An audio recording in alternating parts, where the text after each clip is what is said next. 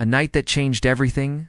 The wind howled like a wounded animal across the snow-covered peaks, rattling the windows of the small log cabin nestled deep in the Colorado mountains. Alina Rodriguez pulled her grandmother's old quilt tighter around her shoulders as she sat by the crackling fireplace, the orange flames casting dancing shadows on the weathered wooden walls. Alina had never imagined her life would lead her to this isolated place. Just 6 months ago, she had been living in Denver, working as a freelance graphic designer and dreaming of making it as a painter. But when her grandmother passed away and left her this remote cabin, everything changed. The inheritance came.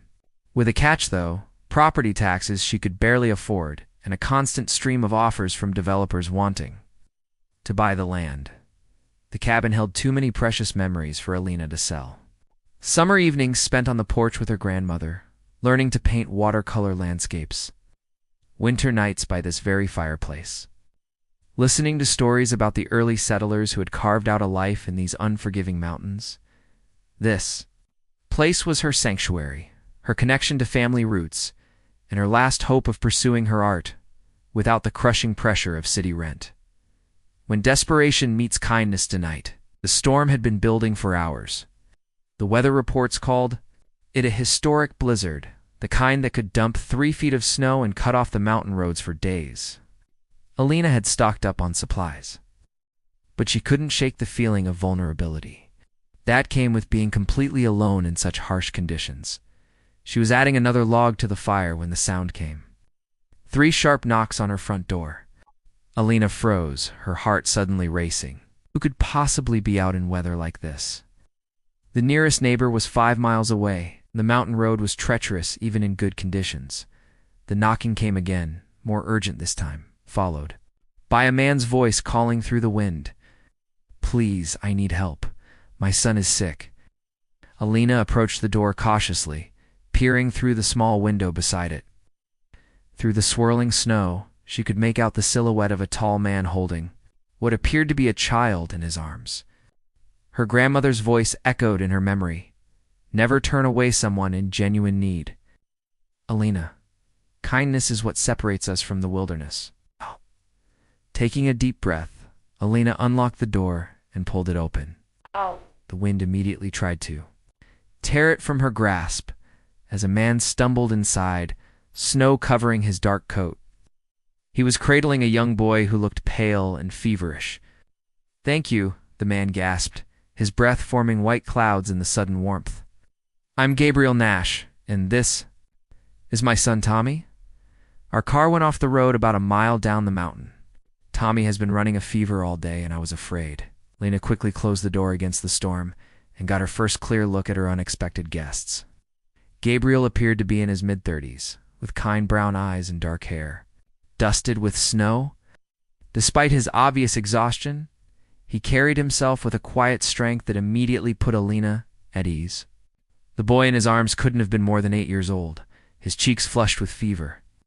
"Bring him to the couch by the fire," Alina said, her artistic instincts for care and nurturing taking over. "I'll get some blankets and see what I have for medicine." The art of healing as Gabriel settled Tommy on the worn leather couch, Alina rushed to gather supplies.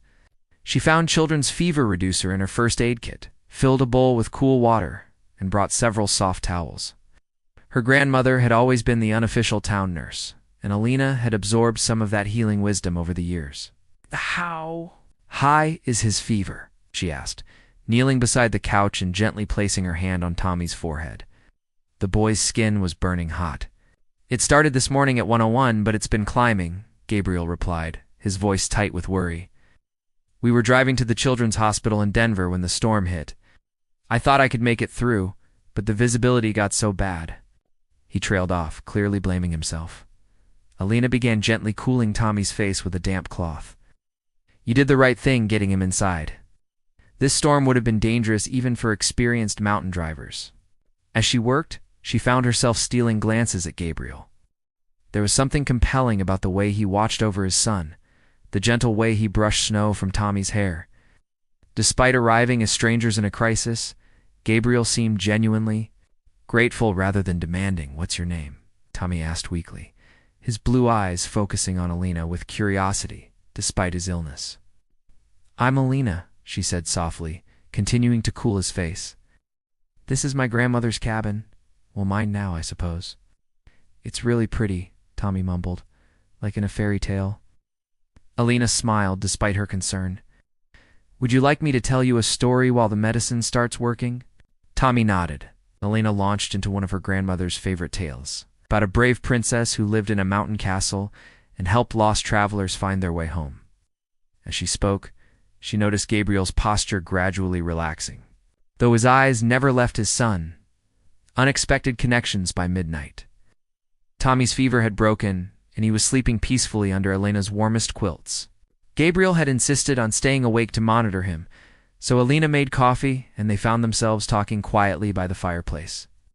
"You're very good with children," Gabriel observed. "Do you have kids of your own?" Alina shook her head. "No.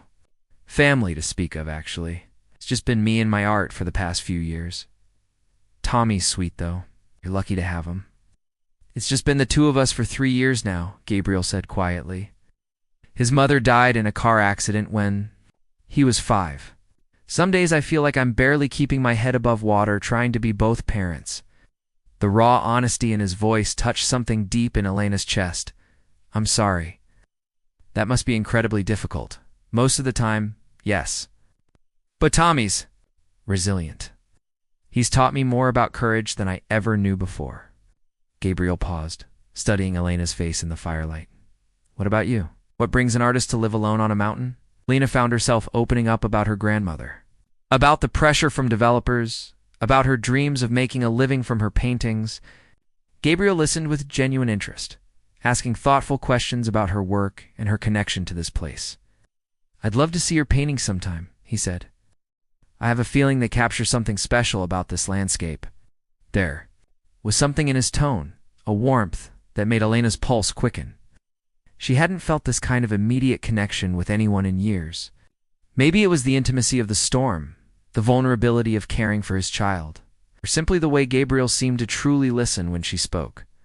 Dawn and new beginnings, as the first pale light of dawn began filtering through the snow-covered windows. The storm finally began to quiet. Tommy woke up looking much better, his fever completely gone and his appetite returning. Lena made pancakes while Gabriel called for a tow truck, though they were told it would be hours before anyone could reach them. "I can't thank you enough," Gabriel said as they shared breakfast. "You saved us last night, Alina. I won't forget that kindness." "Anyone would have done the same," Alina replied, though her heart fluttered at the sincerity in his voice.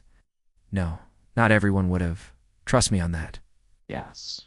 Something flickered across Gabriel's expression, almost like guilt, but it was gone so quickly Alina wasn't sure she had seen it. Tommy was playing with Alina's art supplies, carefully copying her sketch of the cabin. "Dad, can we come visit Alina again? I want to see her paintings." Gabriel's eyes met Elena's across the table. "I'd like that very much, if Elena wouldn't mind." "I'd love to have you both visit," Elena said, meaning it completely. These strangers had brought more warmth and life to the cabin than it had seen in months, as they waited for the tow truck. Gabriel helped Alina clear snow from her porch while Tommy built a snowman. Watching them work together, Lena felt something she hadn't experienced in years, the sense of belonging to something larger than herself. Maybe the isolation she had grown used to didn't have to be permanent. Maybe there was room in her mountain. Sanctuary for unexpected connections.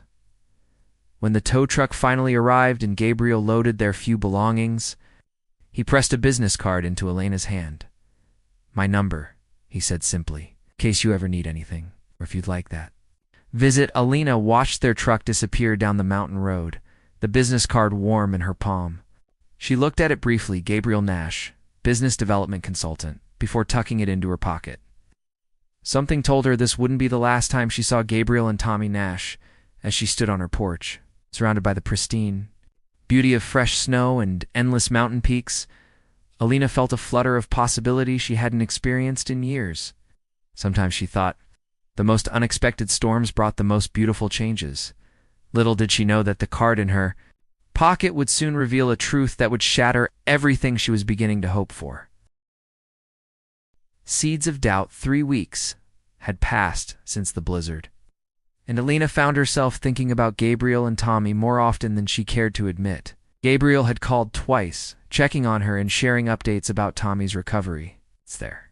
Conversations felt natural, comfortable in a way that surprised her. She had even started a new painting series inspired by that stormy night. Pieces that captured the interplay between darkness and unexpected light. Alina was adding final touches to a canvas when her phone rang.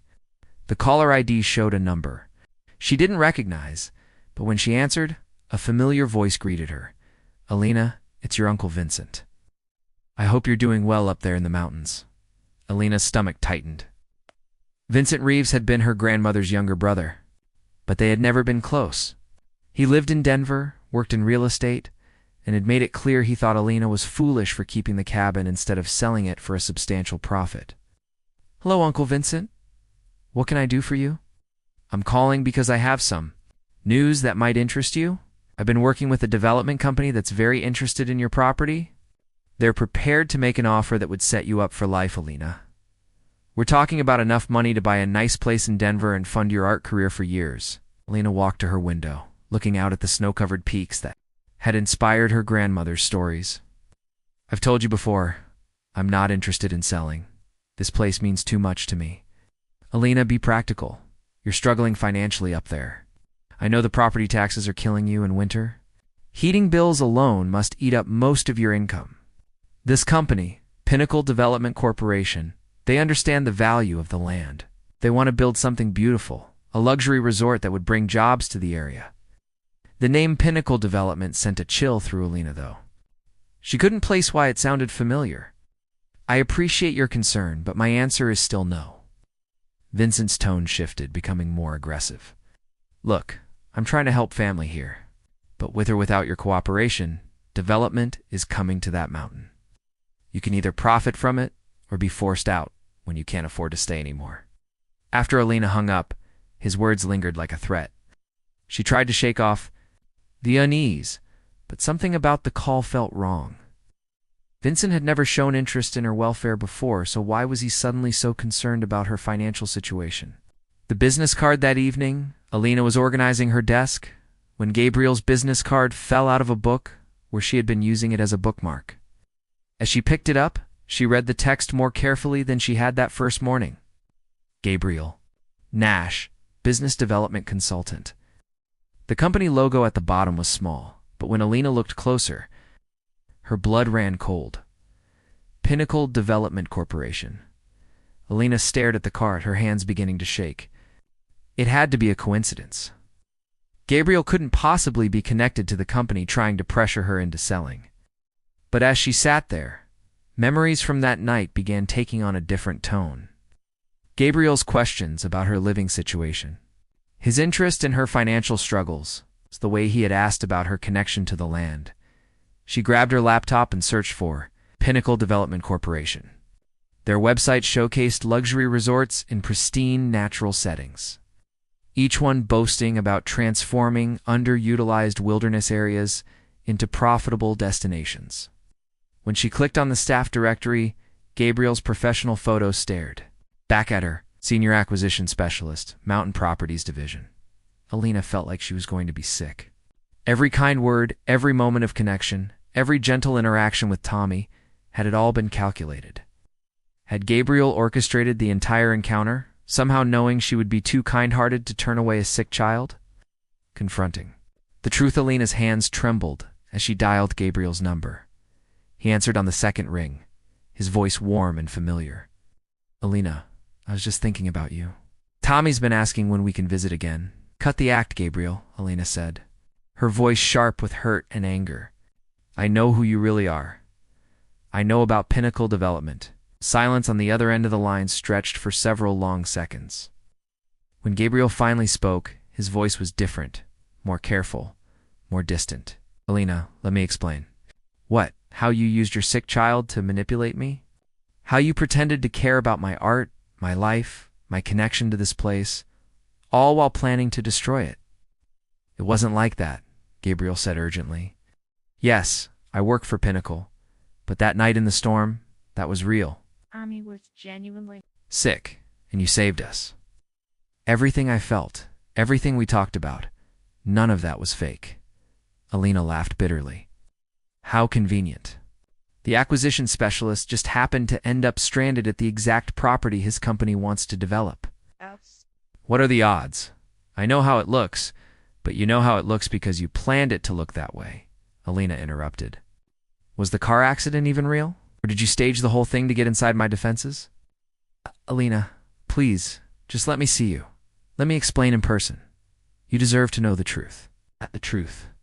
The truth is that I opened my home to someone I thought was in need, and instead, I let in a corporate predator.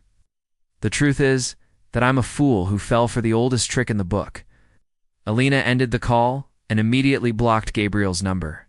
She felt hollow, betrayed in a way that went deeper than professional deception. For the first time in years, she had allowed herself to hope for connection, for the possibility of love. Instead, she had been played by someone who saw her only as an obstacle to overcome. The legal assault begins over the next few days. Alina's world began to unravel. First came the letter from the county assessor's office informing her that her property taxes were being reevaluated based on updated development potential assessments. The new amount was 3 times what she had been paying. It's far more than she could possibly afford. Then came the inspection notices the county needed to verify compliance with various building codes, environmental regulations, and safety standards. Each inspection would cost hundreds of dollars in fees, and Alina suspected the inspectors would find violations that would require expensive corrections. Finally, Vincent called again, this time with barely concealed smugness in his voice. Alina, I hope you're reconsidering the pinnacle offer. I'm hearing rumors about some regulatory issues with your property.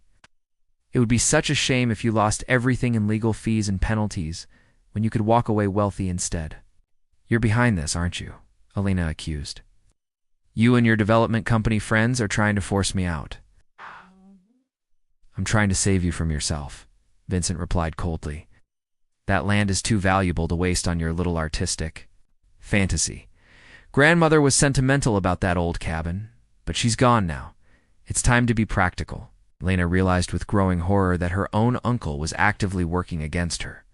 The family member she had trusted, however distantly, was collaborating with strangers to steal her inheritance. Fighting back that night, Alina sat in her grandmother's chair by the fireplace, surrounded by legal documents and notices that seemed designed to overwhelm her into submission. She thought about Gabriel's words during the storm, how Tommy had taught him about courage. Well, now she needed to find her own courage. Alina began researching property law, tenant rights, and corporate land acquisition tactics. She discovered that Pinnacle Development had a pattern of targeting isolated properties owned by individuals who couldn't afford prolonged legal battles. They used a combination of financial pressure, regulatory harassment, and family manipulation to force sales at below-market prices. She also found something else, a small legal aid clinic in Boulder that specialized in helping individuals fight court-pal land grabs. The attorney, Janet Morrison, had successfully defended several mountain properties. Against aggressive development companies, Alina called the clinic first thing the next morning. Janet agreed to review her case, and after hearing the details, she was confident they could fight the tactics being used against Alina. They're counting on you being isolated and overwhelmed, Janet explained. But they've made some legal missteps in how they're handling the tax reassessment and the inspection requirements. We can challenge both, for the first time in weeks. Alina felt a spark of hope. She wasn't going to let Gabriel Nash, Pinnacle Development, or her treacherous uncles steal her grandmother's legacy. This mountain had been home to strong women before her, and she would prove herself worthy of that inheritance. An unexpected call. Alina was reviewing legal documents when her landline rang. The caller ID showed Gabriel's office number, but when she answered, it was Tommy's voice on the line. Miss Alina? It's Tommy. Dad doesn't know I'm calling. Alina's heart clenched at the sound of the boy's voice. Whatever Gabriel's deceptions, Tommy was innocent in all of this. Hi, Tommy. How are you feeling? I'm good, but I'm really sad.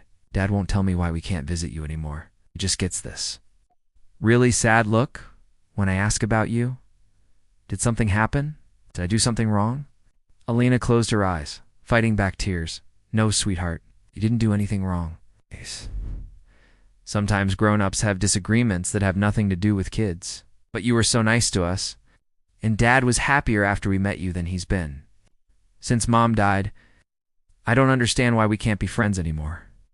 The innocence in Tommy's voice broke Alina's heart.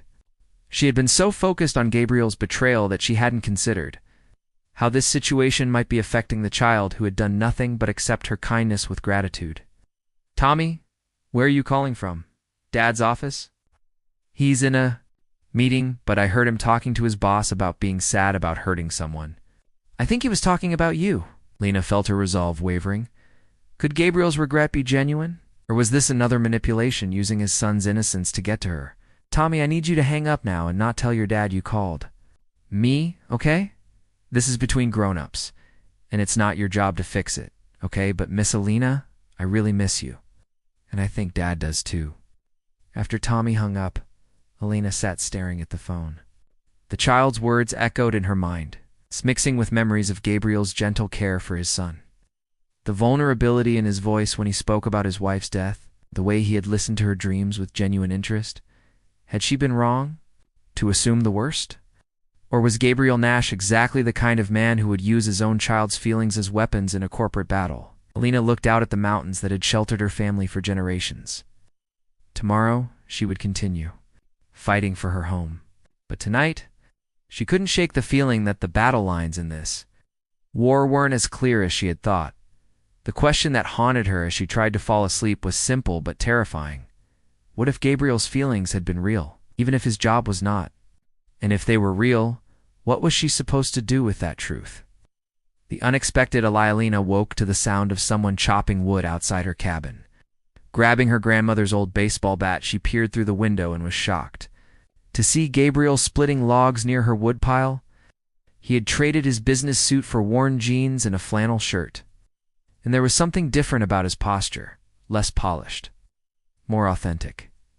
She stepped onto the porch, bat still in hand. What are you doing here?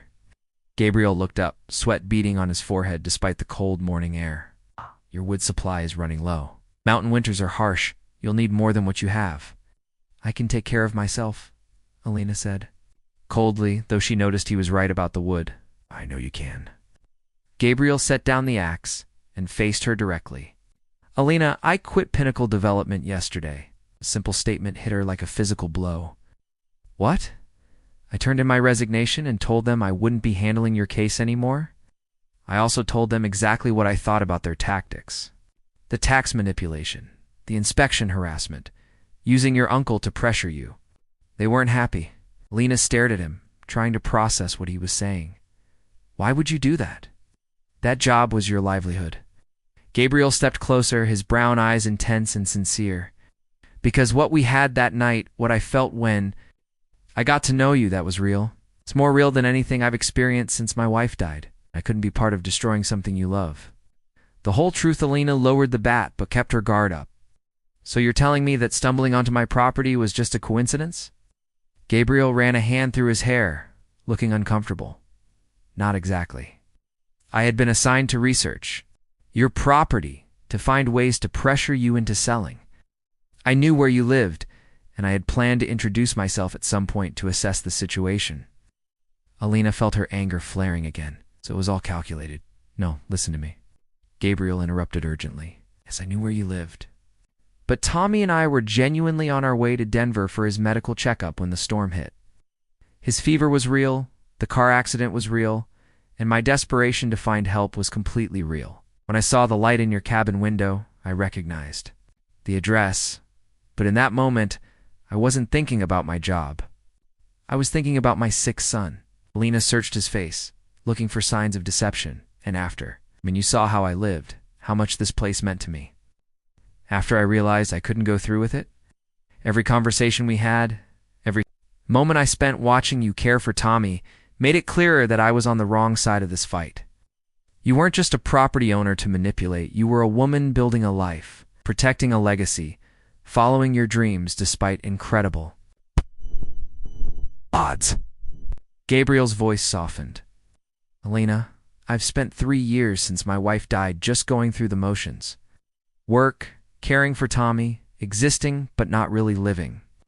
That night with you was the first time I felt truly alive again. It's the first time. I could imagine a future that held something more than just survival. Tommy's intervention before Alina could respond. A small voice called out from Gabriel's truck. "Dad, is Miss Elena still mad at us?" Tommy climbed out of the passenger seat, his young face worried. Gabriel looked embarrassed. I told him to wait in the truck. "Tommy, get back." "No, it's okay," Elena said, her heart melting at the sight of the boy. "Hi, Tommy." Tommy approached cautiously. "Miss Elena, are you mad because Dad has a job you don't like? Because he told me he got a new job now? He's going to help people keep their houses instead of taking them away?" Elena looked at Gabriel in surprise. "Is that true?" Gabriel nodded. "Janet Morrison, the legal aid attorney you hired, offered me a position yesterday, apparently. She's been looking for someone with inside knowledge of corporate acquisition tactics to help her fight cases like yours. Dad says he wants to be one of the good guys now," Tommy added solemnly. "Like the knights in the stories you told me." Lena felt tears pricking her eyes. But, looking at Tommy's earnest face, she realized that whatever complications existed between her and Gabriel, this child had become important to her. The thought of losing him from her life hurt, almost as much as Gabriel's betrayal had. Fighting together over the following weeks, Alina found herself working closely with Gabriel as they built a legal strategy to fight Pinnacle Development. Gabriel's insider knowledge proved invaluable. He knew exactly which regulations the company was manipulating and how they planned to proceed. "They're going to try to claim your septic system is contaminating the watershed," Gabriel explained as they reviewed documents in Elena's kitchen. "It's a standard tactic. They pay for a biased environmental assessment, then use the results to force expensive remediation that most property owners can't afford."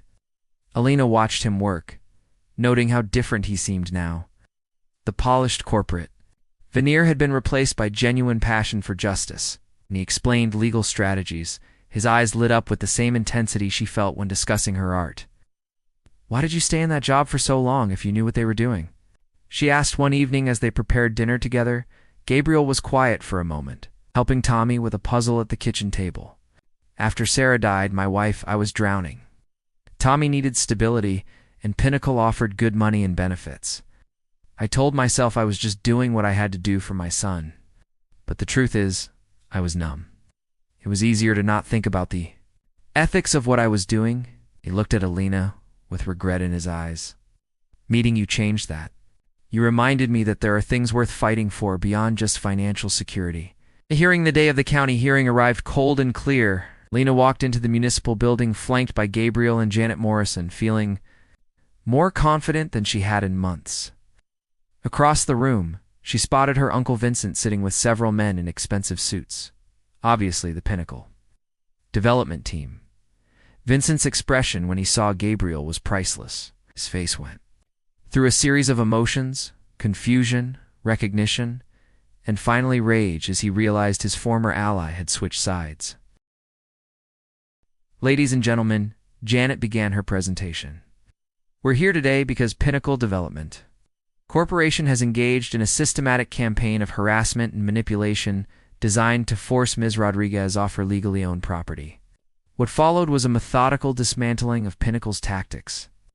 Gabriel testified about the company's standard operating procedures, providing internal documents that showed how they targeted vulnerable property owners. Lena spoke passionately about her grandmother's legacy, her own commitment to preserving the mountain's natural beauty. The most powerful moment came when Tommy, who had been sitting quietly in the gallery, suddenly stood up. "Excuse me," he said in his clear child's voice. "I want to say something about Miss Elena." The hearing officer looked surprised but gestured for Tommy to continue. "Miss Elena saved me when I was really sick," Tommy said, his young voice carrying across the silent room. "She took care of me even though she didn't know us. She's the kindest person I've ever met, and her house is the most beautiful place in the mountains.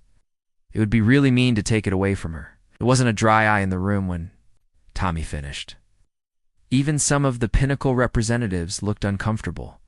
Victory and new beginnings, the hearing officer ruled in Elena's favor. invalidating the tax reassessment and fining Pinnacle Development for regulatory manipulation. But more importantly, the publicity from the case attracted the attention of a conservation group that offered to purchase the development rights to Elena's land, ensuring it could never be turned into a resort while allowing her to remain there. Permanently, the financial security from the conservation easement meant Elena could finally focus on her art without constantly worrying about property taxes and heating bills. "You did it," Gabriel said as they walked out of the municipal building. Together, Tommy ran ahead, building snowballs and throwing them at trees. "You did it," Elena corrected. "You risked everything to help me." Gabriel stopped walking and turned to face her. "Elena, I need you to know something. I didn't do this to win you back or to make up for deceiving you. I did it because it was the right thing to do, regardless of what happens between us." Elena studied his face, seeing the man she had glimpsed that first night during the storm. Vulnerable, honest, caring. "I want to build something real with you," Gabriel said softly. "I want to wake up in that cabin and watch you paint the sunrise over the mountains. I want Tommy to grow up thinking of you as family. I want to spend my life fighting for the things that matter instead of helping corporations destroy them." Elena felt her last walls crumbling. Gabriel Nash, "Are you asking me to take a chance on a reformed corporate lawyer?" "I'm asking you to take a chance on a man who loves you," Gabriel replied. "A man who wants to be worthy of the kindness you showed a stranger on a stormy night." Ever after 6 months later, Elena stood on her porch watching Gabriel teach Tommy how to split kindling properly. Her latest painting series, Mountain Love Stories, was scheduled to debut at a Denver gallery next month, with several pieces already sold to collectors who had heard about the artist, who had fought a corporation and won. The cabin had been winterized and expanded with a studio space for Elena and a workshop where Gabriel could build the custom furniture that had become his new passion. Tommy's laughter echoed off the mountain peaks as he chased the rescue dog they had adopted from the local shelter. Elena's phone buzzed with a text from Janet Morrison. "Another case just came in. Family ranch threatened by mining company. Use your expertise, both of you." Elena smiled, thinking about how much their lives had changed. Gabriel had found his calling fighting for underdogs. She had discovered that love didn't have to mean giving up independence. It could mean finding someone who supported your dreams while building new ones together. "Elena," Tommy called from the yard. "Come see the snow fort Dad and I built." As she walked toward her chosen family, Elena reflected on the strange journey that had brought them together. A storm that seemed like a disaster had actually been a gift, bringing her not just love, but purpose. Sometimes the most unexpected visitors carried exactly what you needed. Even if it took time to understand the gift they brought, the mountains stretched endlessly around them, solid and eternal, bearing witness to a love story that had begun with deception but had transformed into something beautiful and true. In the distance, storm clouds gathered on the horizon, but Elena no longer feared the storms. She had learned that sometimes they brought exactly what your heart needed most,